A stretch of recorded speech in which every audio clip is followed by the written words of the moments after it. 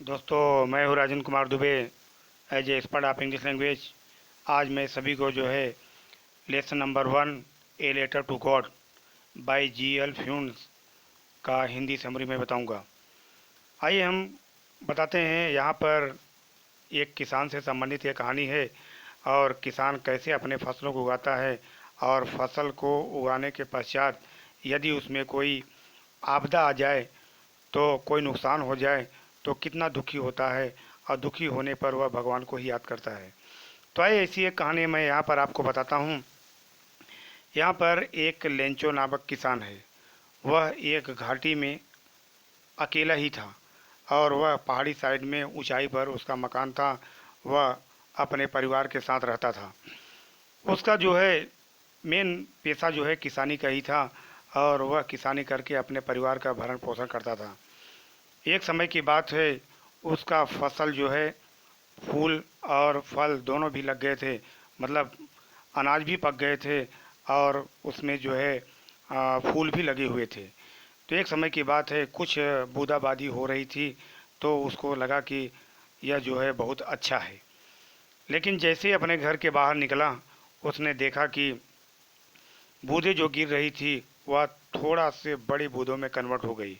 और कन्वर्ट जब हो गई तो बड़ी बूंद बूंद जो है 10 रुपये सिक्के के समान, मतलब 10 रुपीज़ सिक्के के समान थी। और जो छोटी बूंद थी वह जो है 5 रुपये सिक्के के समान थी।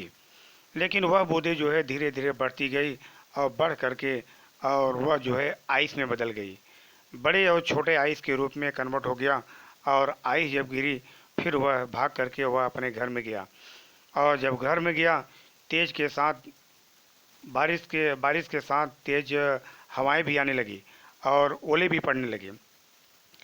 तब वह जो है सोचा कि यह तो हमारे लिए बहुत ही ख़राब है, हमारी जो फसल है वो नष्ट हो जाएंगे। अब मैं क्या करूँगा? हमारे लिए कोई जगह भी नहीं है, किसानी के अलावा कोई मेरे पास और पैसा भी नहीं है। और मैं क्या कर सकता हूँ, क्योंकि इसी फसल से मैं अपने परिवार को पूरे साल भर खिलाता हूँ और अपना भरण पोषण करता हूँ। लेकिन वह सोचा कि कोई भी हमारी कोई नहीं सहायता कर सकता है केवल भगवान के अलावा। और इस घाटी में कोई भी नहीं है कि जो मेरी सहायता कर सके। इसलिए वह जो है भगवान से प्रार्थना करने लगा कि प्रभु, जो मेरा यह नुकसान हुआ है उस नुकसान की आप भरपाई करो। अगर आप नहीं भरपाई करते हो तो पूरा साल भर जो है मेरा परिवार भूखा रह जाएगा। उसने कहा कि यह जो मेरी कमी हुई है, यह जो मेरा नुकसान हुआ है 100 पीसोस के बराबर है। तो पीसोस यहाँ पर है रुपये पैसे से मतलब है, जैसे पाउंड डॉलर रुपए होते हैं, ठीक उसी प्रकार से यहाँ पर पीसोस दिया गया है। बोला कि 100 पीसोस के बराबर जो है हमारा नुकसान हुआ है, इसलिए इस नुकसान की भरपाई आप मेरी करिए।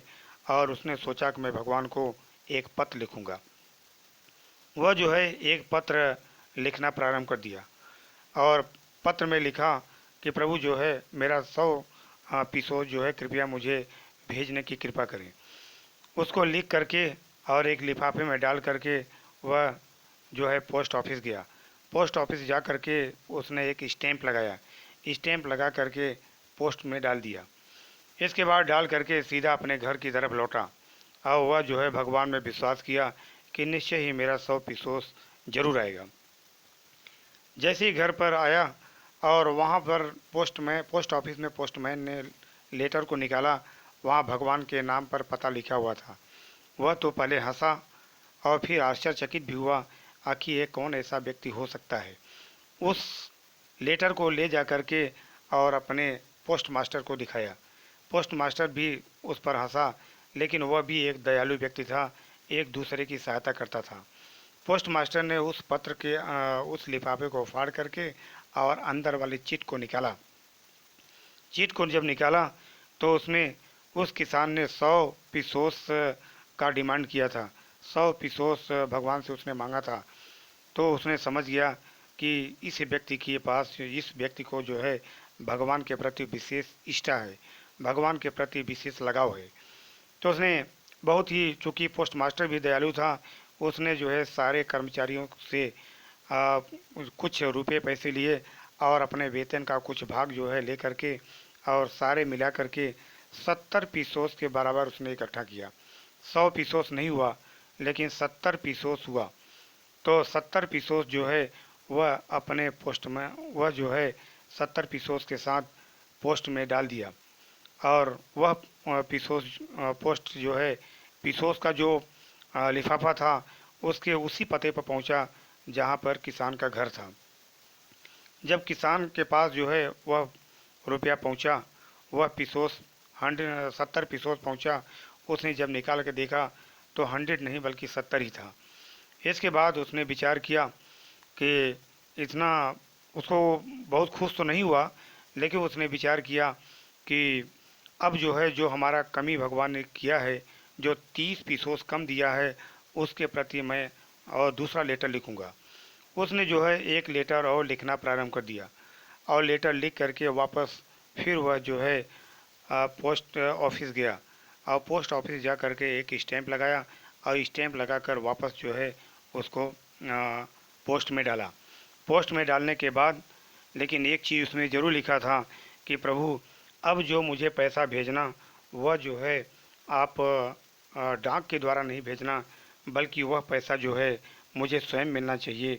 क्योंकि क्योंकि जो आ, क्योंकि जो आपने जो पैसा भेजा डाक के द्वारा, इसलिए मुझे मत भेजना क्योंकि ठगों का एक झुंड है, डाक में जो है ठगों का झुंड है। इसलिए मुझे स्वयं आप भेजने की कृपा करिएगा, स्वयं अपने आप से भेजने की कृपा करिएगा। इस प्रकार इस कहानी का अंत हुआ, और इस कहानी से यह सीख मिलती है कि भगवान के प्रति जो है लोगों का विश्वास होना चाहिए। अगर भगवान चाहेंगे तो किसी का भी काम, बिगड़ा हुआ काम बन सकता है। जैसा कि यह कहानी आपको समझ में आया होगा, लाइक शेयर और सब्सक्राइब जरूर करिएगा। आगे फिर मैं मिलूँगा। जय हिंद, जय भारत।